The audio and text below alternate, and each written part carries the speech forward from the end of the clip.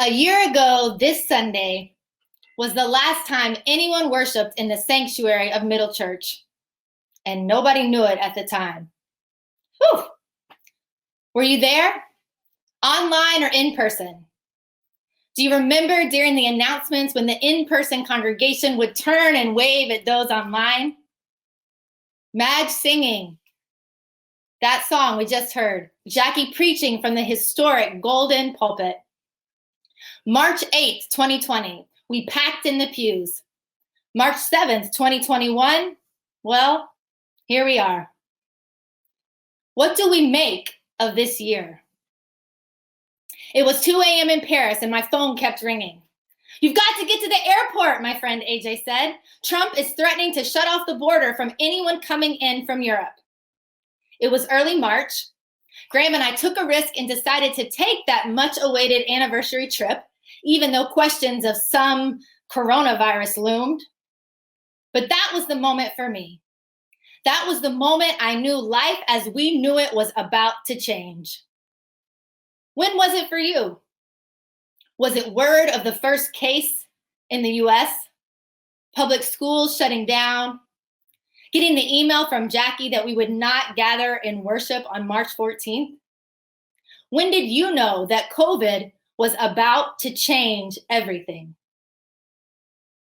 March 2020. Remember sheltering in place and how scary that was? The run on toilet paper, Lysol wipes, Purell, wondering if it was okay to go outside just to take a walk? The moment you had to tell your kids they wouldn't be going back to the school building. Figuring out how in the world to work from home, and for some of us simultaneously teaching and parenting. Realizing that as a single person, you were going to have some very lonely nights. Remember packing up your dorm room overnight and figuring out how safely to leave? The first time you had a Zoom meeting. What's Zoom? And how weird it was to see everyone in their homes. Remember when the first person you knew got COVID. Remember when you got COVID. Remember when you found out the first person that you knew died. And the first digital funeral you attended. Remember hanging out our windows at 7 p.m., banging pots and pans, singing and clapping to thank essential workers. Breonna Taylor. April, when morgues started to replace houses of worship, Central Park and the Javits Center. The moment you realized, oh, we're not going back for Easter either. You lost your job. Your job was totally redefined. The first time you attended gospel choir on Zoom. You sent in your first video for worship. How awkward did you feel? How many times did it take you to record it? No, seriously. How many times did you record it and send it in, put it in the chat? May, we figured out that masks save lives and maybe we should all be wearing them. We experienced Ramadan during a pandemic. You couldn't pay your employees. George Floyd. June, summer plans halted and shifted, internships gone by the wayside. More people you know died. More people, perhaps you, got sick. The height of racial uprising. Many of us saw one another for the first time since the shutdown at the Juneteenth vigil outside Middle. We realized that street dining was actually kind of cool. Temperature rose, COVID levels drops, but deaths and hospitalizations continued to rise. September, the onset of fall brought us no closer to returning to in-person worship. The definite word that school buildings would not fully reopen. You had to close your business. A new wave of chaos and disappointment. How has it been 6 months? We muscled through a monumental election and census season. As we moved towards the holidays, we ran the what should we do scenarios over and over in our heads more times than we'd like to admit. New variants rose alongside fears of holiday spikes. We miss our families, friends, routines. More people we know got sick, more people died. December, Middle Church building suffered a devastating fire. Christmas Eve, Hanukkah, all online. Christian Hall. January, an insurrection. New news to double mask and word that, oh, actually, we should have been wearing that N95 all along. A vaccine chaos, new variants, more people you know are sick, maybe you're sick, more people are dying. Racial, economic, and class disparities continue to be exposed. February, people are getting vaccinated, people are dying, people are sick, more people are unemployed, more people can't pay their rent, more people overcome with exhaustion and untouched grief. Purim, Ash Wednesday, online. March. Can you bring yourself here today?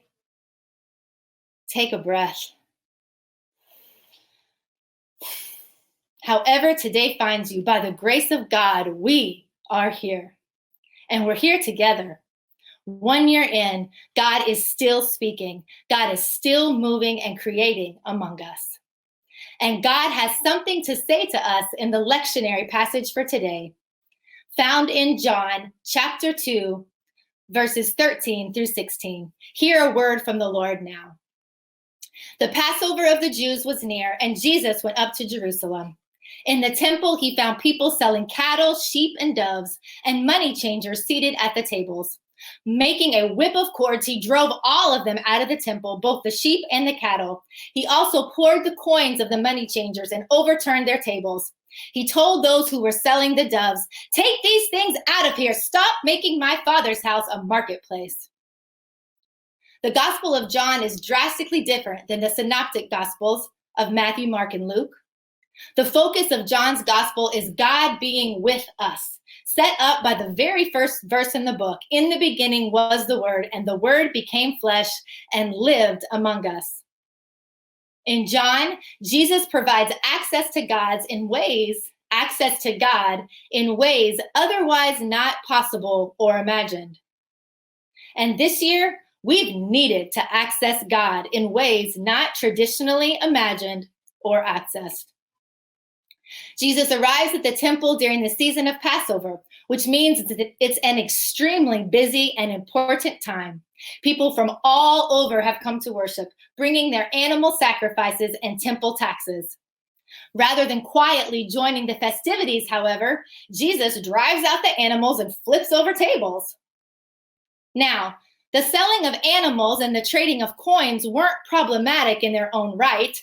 In fact, Passover required the sacrificing of animals and trading of coins for those who didn't have the appropriate currency to pay the temple tax. And yet, Jesus was very upset about something.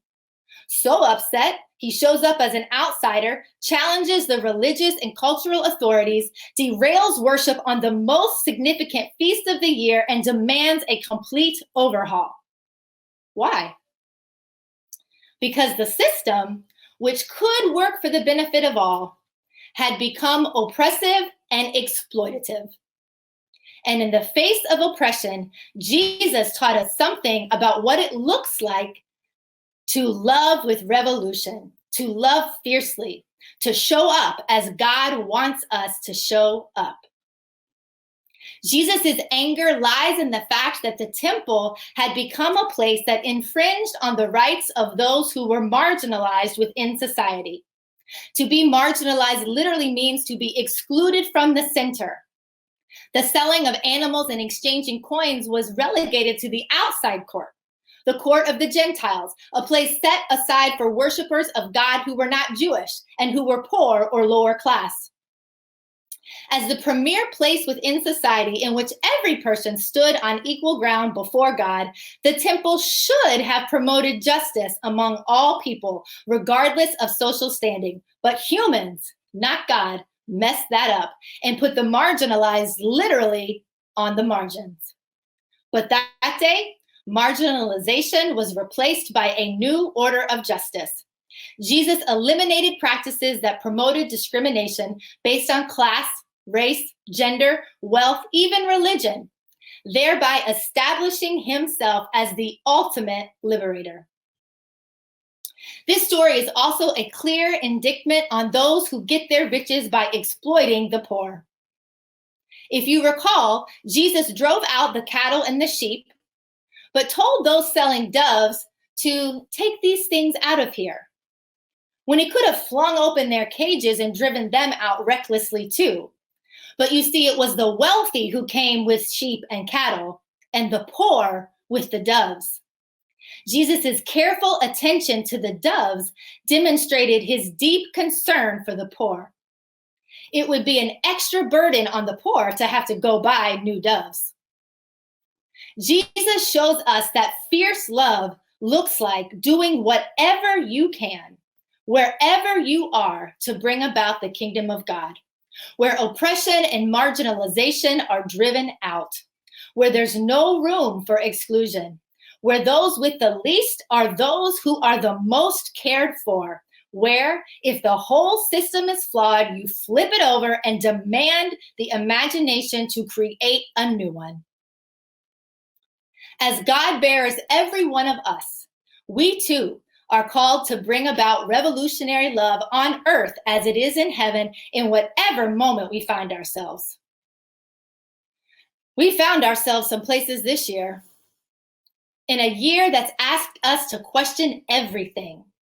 I want to remind you that kingdom work, revolutionary, fierce love work always happens in the neighborhood, in the flesh, in and through your flesh. That's the truth of the Gospel of John. Love incarnate showing up to each of life's moments. This year, friends, despite everything, you've been love. You've been the embodiment of God in your very own disparate places of work and life. Like Soo-young, beloved middle member and super talented graphic designer who moved to South Korea and asked, "What can I do?" who now designs our beautiful weekly schedules. Like Alan, who in the face of ageism and white supremacy shows up year after year to be with our young people, to teach them during Black History Month. Like Betty Jean, in the face of a society that doesn't value gratitude or ritual, routinely posts an invitation into a ritual of daily gratitude. Like Matthew, who in the face of economic, employment, and joy strife, turned his cardio in-person classes on a dime to digital, and as a slap in the face to capitalism, offers his classes pay what you can, so that anyone who could use some cardio or cheer is welcome. Like Angie, who in the literal ashes of our sanctuary came in the cold and unpowered, no-heat remnants of the church building to take picture after picture of every inch of our building, so that we can get reimbursed by insurance for as much as possible.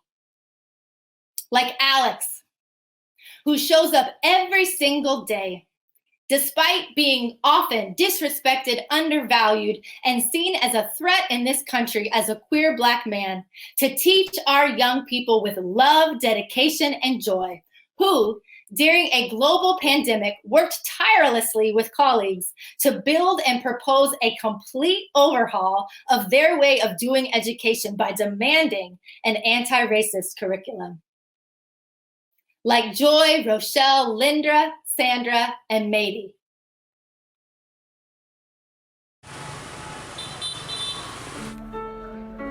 Since COVID started, since we haven't been able to practice in person, we've been able to go on Zoom. However, a number of us have been able to find ways to create community. We have gone on picnics together, and in addition, a few of us have gotten much closer. Our friendships have really bonded and become stronger. I've been good friends with Sandra and Ro and Mady, and the four of us have found ways to bond and support each other through this pandemic.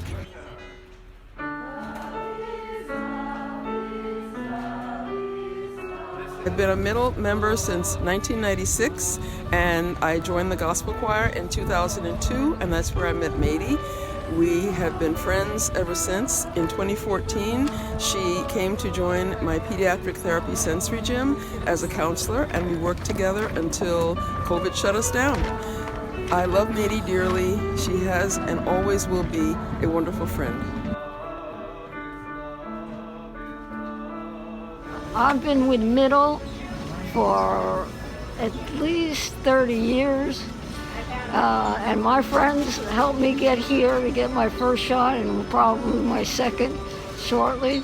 And we are joined in a new friendship that is different from the past. It's become a very more intimate and understanding of each other. I'm thinking about all the special things that have happened. Even though we've temporarily lost our church, we joined together and created a new group relationship.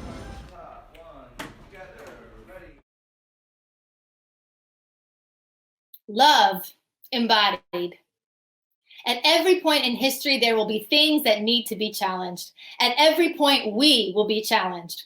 There will be those who exploit, those who devalue, those who oppress, those who conflate religion with idolatry. At every point in history, we will need those who follow Jesus's agenda of revolution, not just reform. The beauty of John's gospel is this: God chose to localize love in human bodies. We are those bodies. In this year where love has been hard to localize, remember that you are love. And wherever you are, behind a screen teaching children, making vaccine appointments or digital sympathy cards, placing food in the community fridge, baking cookies with your kids, moving home to take care of ill parents, creating beautiful art that brings the world joy, you are love. And you have the power and the call to revolutionize this world with God's justice. In this most difficult year, you've done that. Did you see? We've done that. There will be harder days to come. The pandemic is not over. We still can't pass a $15 minimum wage. Poverty is a policy choice, as Nina Turner reminds us, and choose it we still do. Children in Idaho are taught to burn face masks rather than wear them. Anti-Asian hate and violence are out of control. We celebrate a young Black poet one day and racially profile her the next.